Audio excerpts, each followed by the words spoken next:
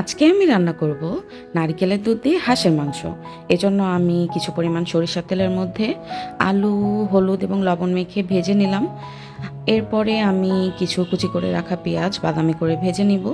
ভাজা হয়ে গেলে সেখান থেকে অর্ধেক পরিমাণ ভেজে রাখা পেঁয়াজ বেরেস্তা আমি উঠিয়ে রাখবো এবং বাকি পেঁয়াজ বেরেস্তার মধ্যে আমি একসাথে মিক্স করে মশলা বানিয়েছি।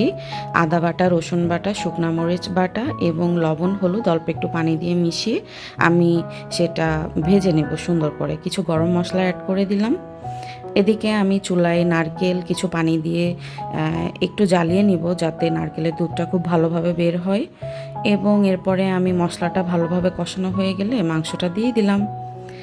একটু নেড়ে চেড়ে এটা ঢেকে দিব। নারকেলের দুধটাও রেডি হয়ে গেল। এবার কষানো মাংসের ভিতরে আমি অল্প অল্প করে নারকেলের দুধটা মিক্স করে নিচ্ছি। পুরোটা নারকেলের দুধ দেওয়া হয়ে গেলে একটু নেড়েচেড়ে এটা ঢেকে কিছুক্ষণ রান্না করে নিব, 5-10 মিনিটের মতো। তারপরে আমার মাংস মোটামুটি কষানো হয়ে গেছে এবং এরপরে আমি আলু এবং আস্ত কিছু রসুন অ্যাড করেছি।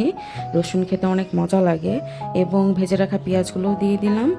এবং কিছুক্ষণ পরে নামানোর আগে আমি ধনিয়ার গুঁড়া এবং জিরা গুঁড়া অ্যাড করে কিছুক্ষণ অল্প আঁচে ভেজে নিব 10 মিনিটের মতো। তাহলে দেখবেন যে তেলটা ছেড়ে এসেছে। ব্যাস, হয়ে গেল আমার মজাদার হাঁস